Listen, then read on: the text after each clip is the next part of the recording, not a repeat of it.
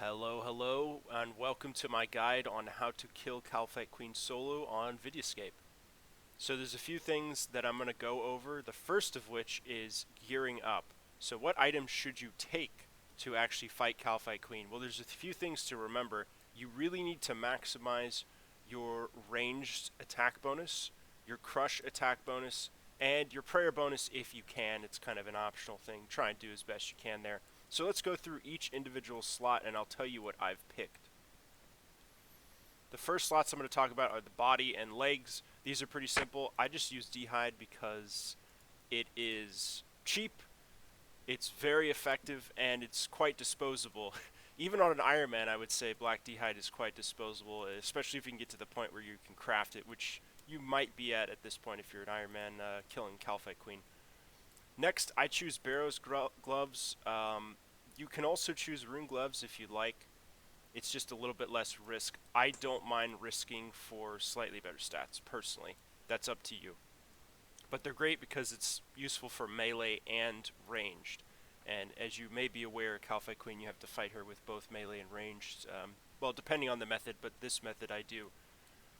Next, I take Ava's because bolt conservation is quite important in a fight like this. And then I take snakeskin boots, as I don't really find that melee boots do much. The thing is about Calphite Queen is she has 100% accuracy on her magic and ranged attacks, so defense doesn't really matter at all. You're gonna get hit a lot, and there's not much you can do about it. So you might as well just maximize your offense. So I take snakeskin boots; they're quite disposable for me. I also take Helm of Natusnot because it has a little prayer bonus, and it makes me pack a little bit more punch with melee attacks. Lastly, we have Amulet of Glory. You can take a Fury if you want, but again, it kind of depends on what you're protecting. I'm risking this Glory, which I don't mind, but you may want to swap things around. Fury does have a bit more prayer bonus, which is nice. And then I just take a Ring of Dueling. You can feel free to take whatever ring you want, but I just have it as backup teleportation if needed. I'll show you that later. If you have a Fury, you're probably going to want a Ring of Dueling. And then, for ranged, I take Rune Crossbow and a God Book. And then I take Diamond Bolt's E. Let me explain these. So, believe it or not, my book's not even full. I don't even have pages in it. Well, I actually have a few pages, but it doesn't provide stats other than the prayer bonus. So really, this is just for prayer, which makes sense because there's nothing else that I can really get on this. If you have a full book, especially a Guthix or Zami book, use that because you'll get a little bit more offensive bonus. But just have it for the prayer bonus. Just saves a little bit of prayer. And lastly, I'm using Diamond Bolt's E because I find that they work very well here. You only use about 5 to 15 bolts per kill. I would say on average you probably use like 6 bolts. So I just bring 20 for worst case scenario. And you can also use Dragon Bolts if you'd like. I find those are very effective. I've hit over 50 on one of their specs before. It's quite entertaining. Can highly recommend that as well. Lastly, we have Barrel Chest for the melee phase. I pick it because it's quite easy to get on an Iron Man. It's like 260k or whatever you have to pay after the Great Brain Robbery. It was recently added to Vidyascape actually. And it has crazy high crush attack, as you can see, and that's what you want for Calphite Queen. You can also pick a God Sword. I would recommend a God Sword, honestly, because the prayer bonus is so high on it that it is far superior to a Barrel Chest. But for an Iron Man, it's a little bit tougher to get a God Sword. So for now, I'm sticking with the Barrel Chest. You just want heavy hitting crush attack. That's basically it. So let's go over this. You're going to start with Rune Crossbow and your God Book in hand to conserve an inventory slot, and we're going to go over gearing up and getting ready to actually head to the Lair, so let's do that. I'm going to grab a 1-dose ranged, a full prayer pot, and then 1-dose super attack, strength, and super anti-poison. Then we're going to grab 2 ropes, 2 shanty passes, and I'm actually going to head through the pass once, drop a rope, and go back through. And then what you want to do is take a sip of your anti, super strength, and super attack pots. Deposit all of it, all those vials, and then withdraw all sharks. And then go through the pass one more time. And now you'll notice you have an empty slot, which you can use to grab the rope. So we're just going to head over there now. It's a bit of a walk, and I think even if you're a main and not an Iron Man, you still have run loss here because it's a kind of a dangerous area, like the wilderness or Mort Myers Swamp. Kind of interesting, and you're going to be weighed down a lot. So go ahead and use your rope on the hole, go through, and here I kind of prefer to walk a little bit.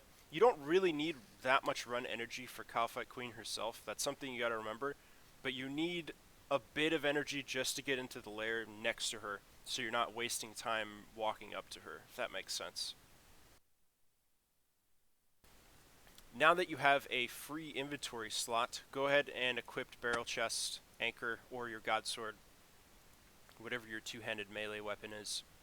And I recommend going on, it doesn't really matter. I guess pound is probably the best option for barrel chest because you're slightly more accurate and any accuracy counts. I turn on special attack too because I like the barrel chest spec. It has a chance of lowering her defense, not by much, but it's technically a chance. So might as well take it. I think I do notice on the kills when I do lower her defense because it's quite significant, the speed difference of the kill. Alright, nerves up. We are getting close to the lair. A lot of people may take Black Mask instead of Nezi Helm. That is another option, especially for the melee phase, because it might help speed things up, but you do lose a little prayer bonus, just FYI. That is another option for that. Really, this is just a general guideline, and you can kind of mix things up. Alright, now we're in the lair. Turn on Protect from Magic, and when you see her, you're going to want to turn on Piety. And now turn off your run energy and walk directly under her. Now this is where things get interesting. You basically want to trade 1-for-1 with her.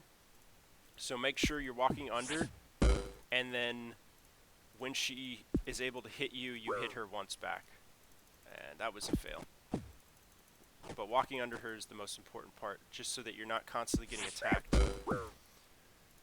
So if you get hit and you need to eat, stay under her as much as possible. And then you can come back out to attack. You're basically just making sure, again, 1-for-1 trades. That's what you want. And sometimes you can get her pinned with these minions. And this is the ideal setup. This is really what you want. Because it just makes things a lot simpler. As you can see, she's quite pinned up against this wall, and that just makes life much easier for me because I don't have to spam click. So try and get her trapped as much as possible. It really makes the kills more smoothly. Whatever. Alright. Good. We may be able to pin her up against this wall up here. As you can see, she's slowly edging towards this wall. And now, I think she is fully trapped. There we go. So she cannot move now, which is great. And I can actually kind of manage my prayers a little bit more effectively now. I can turn off Piety except when I'm using it, and that will cause my prayer drain to be a bit less. Yeah, as far as I'm aware, she kind of does a 50-50 range mage, so you can't really predict what she's going to do. You just kind of have to get lucky and hope that your protection prayer that's up protects you. So, you can also go a bit faster once you have her locked like this, because there's not much of a threat of moving around. This isn't the worst phase. It's a little bit slow. And one more hit. I'm just going to turn off my prayers for a bit just to get everything prepped. Alright, let's go back out.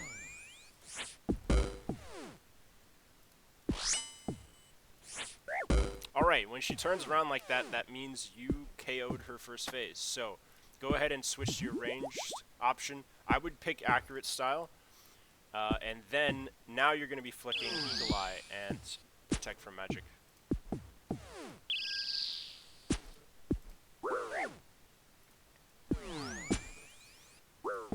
It's pretty simple. It's basically the same thing. I find that this phase normally goes more smoothly, but it really depends on your luck, as usual. With Dragon Bolts, you can have a chance to hit really hard. One thing I should note here is never risk her. If you're you should always heal up. There's no reason to just attack her. Oh, that's a good one.